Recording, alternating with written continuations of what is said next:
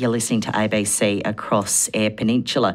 Well, from the WA border past the Great Australian Bight now up to Coober Pedy, the Yalanjajara Landscape Board covers a huge chunk of the state. And with all that land to manage, they get the work done with help of the rangers from out on these Aboriginal lands. Kim Krebs is the General Manager of the Yalanjajara Landscape Board. Good morning. Do you have the greatest amount of land to help manage for a landscape board in the country? Emma, I'd like to think we were the biggest. We feel huge sometimes, but in fact we're about a third of South Australia, so around about 250,000 square kilometres. And it gets us from the bottom of the Nullarbor, the head of the Bight, up to the Northern Territory border and across to WA. But in fact we're not the biggest. We're probably about the fourth or fifth biggest region, NRM region, Natural Resource Management region in Australia. But we are the only region in Australia that is an all Aboriginal board, and I'm particularly proud and privileged of that.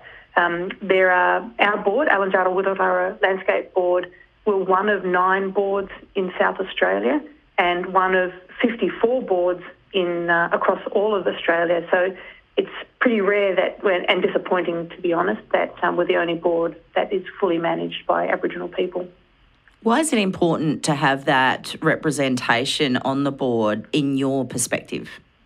Looking after the land is the remit of all the landscape boards across Australia. It's about striking that healthy balance between environmental integrity, agricultural production and livability. People need to live on the land, whether they are a farmer or a First Nations person.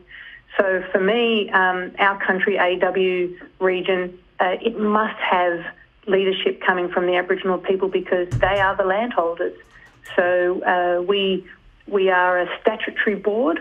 Our way of engaging people is all voluntary. No one has to do the work that we do, but by involving the community in the leadership and the decision-making, we know that we're actually making the decisions and the actions that all of our communities want to do. Mm. And then that vast knowledge base from generations would be pretty amazing to have at your fingertips as well. It's immeasurable, the knowledge that exists for generations, passed on from generations to generations. But Emma, I do know from talking with community and the experience that our staff have when they're out on country is that for all sorts of reasons, some of that knowledge is getting lost. So we also can play a role in helping communities retain that knowledge or even to go and find that knowledge. So we work with communities to help them do work on country that includes identifying the native plants and animals and understanding how to manage the pest plants and animals that are actually creating a negative environment for our traditional land managers.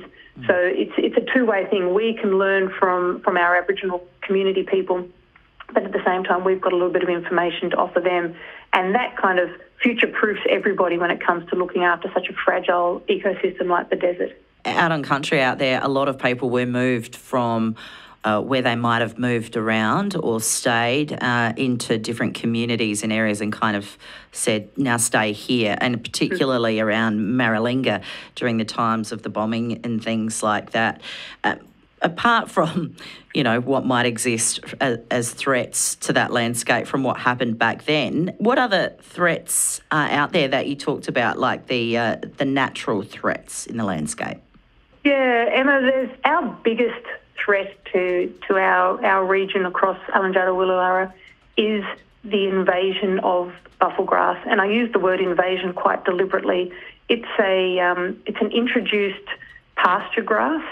It came from Queensland and New South Wales, but it's quite nasty. It just grows. It sees a cloud. There's a little bit of moisture in the cloud, and it almost feels like that's enough for that buffel grass to spread. So it's slowly consuming the Great Victorian Desert. We've been working with communities literally for the last 15 years in keeping that buffel grass out of the Great Victorian Desert. So at the moment it's a menacing circle around the edge of the Great Victorian Desert. It's quite pervasive up in the APY lands, so we have a different tactic up there. But managing and keeping buffel grass out of the desert is our number one priority, because that is the biggest threat to just literally swamping out our native pasture, our native grasses, our native bushes, which is the food source for our animals as well as for our community people. So buffel grass, enemy number one, and shortly followed by the nasty critters like foxes and cats and, dare I say, camels and horses and donkeys, because they all have a big impact on the soil health.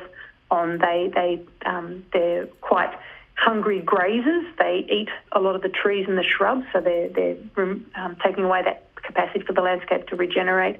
And they also tend to foul up our water holes, not to mention what the cats and foxes do. So we've got a couple of pretty challenging species to try and keep on top of. Talk about threats, but of course it's the natural environment that you're there to help nurture. What kind of monitoring, protection and recovery work are you doing with threatened species?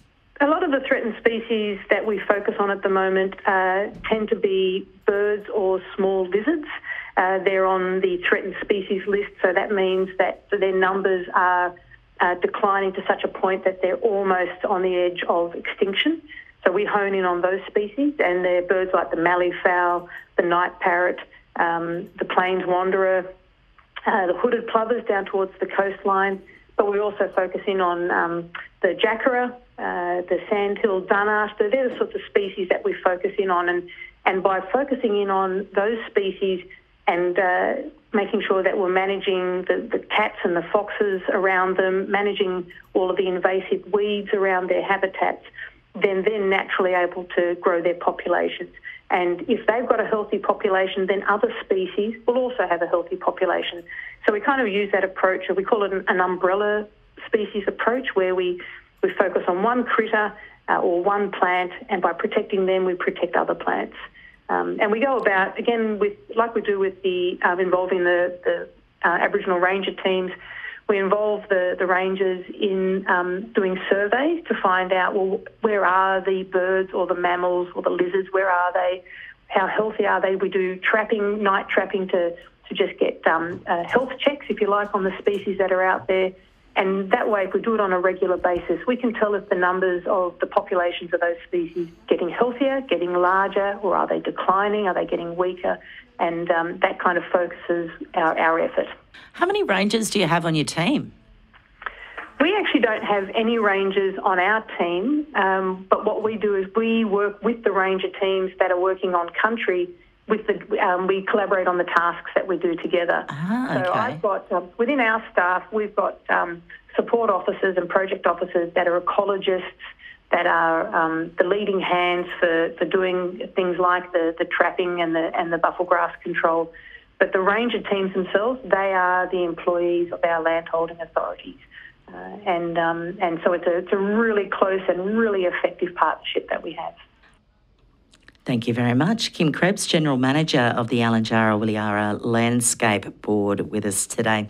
And we're going to hear from them more often here on the program to work out what it is that they've been doing. They do some incredible work, particularly with those native animals out there, and counting to see how many we've got out and about.